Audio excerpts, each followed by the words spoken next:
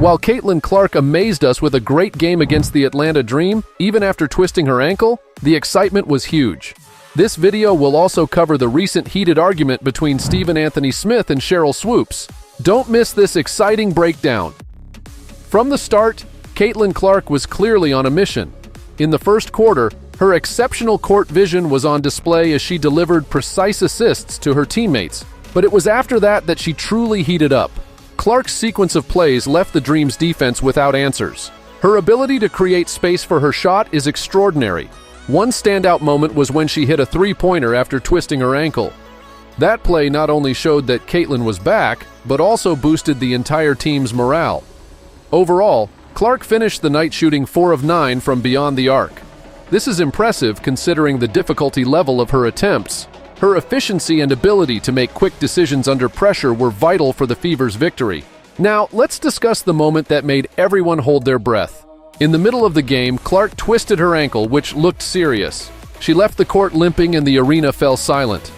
Fans were concerned, thinking her game might be over. However, what followed was a remarkable display of determination. After a few minutes on the bench receiving medical attention, Clark stood up.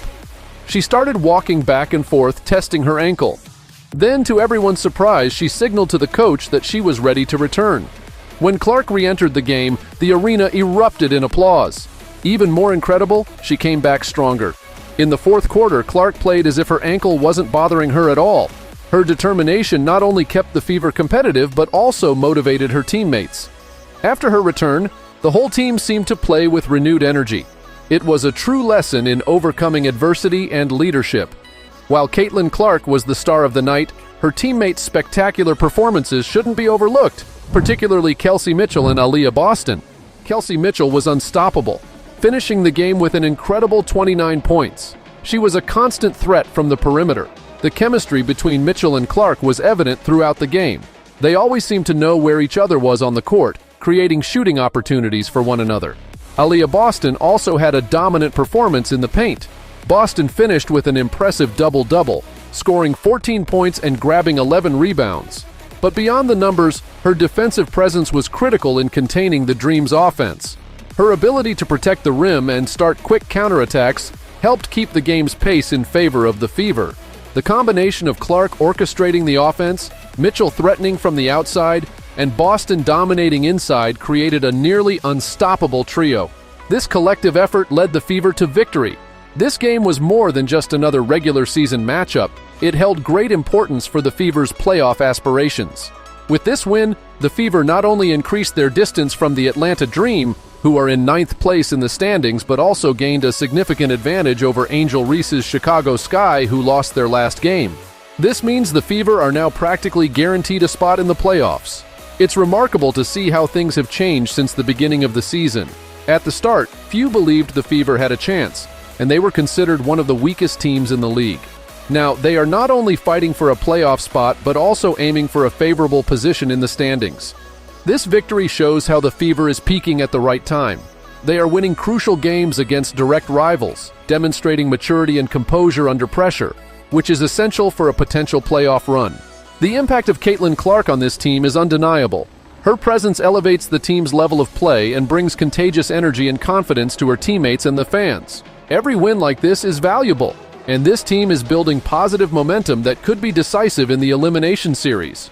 Caitlin Clark and the Fever's recent performance is changing opinions. Even Sheryl Swoopes, who was once doubtful about Clark's impact on the WNBA, is now praising her contributions to the team's success.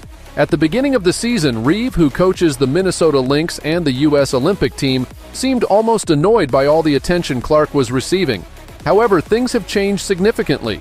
This shift in Reeve's opinion mirrors a larger transformation happening in the WNBA. Clark isn't just performing well, she's redefining expectations for rookies and changing how the game is played and perceived. The fact that such a respected coach, who started the season by ignoring the rookie, is now openly acknowledging Clark's impact highlights how special she truly is.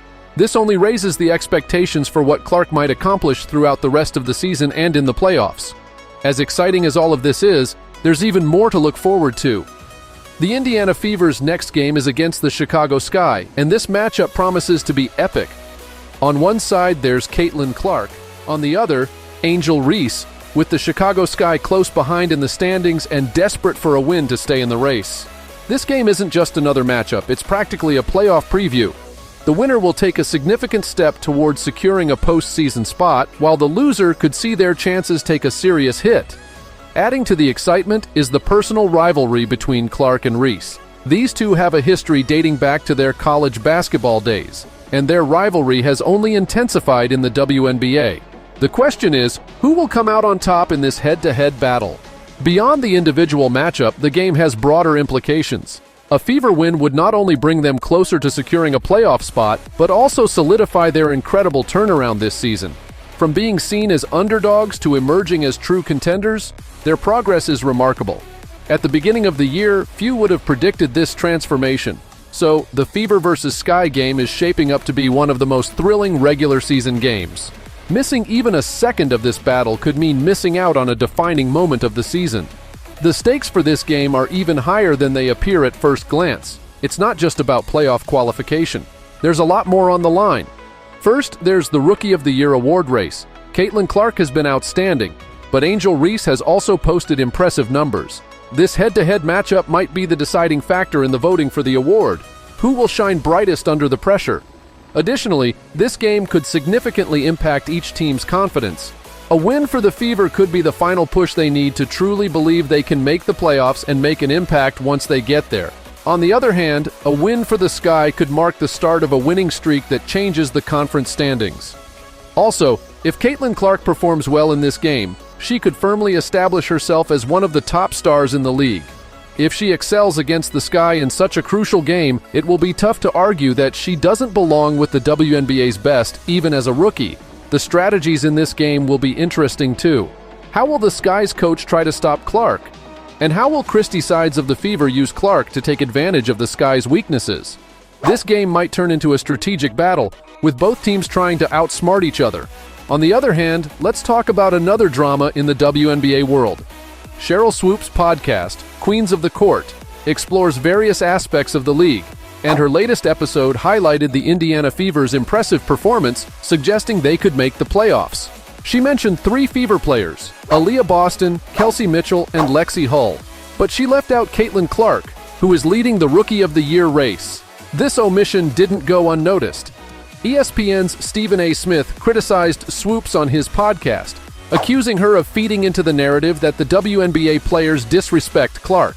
Smith's response was sharp, questioning Swoopes' decision and calling it insane. Swoopes fired back on social media, referencing Smith's previous clash with ESPN colleague Monica McNutt.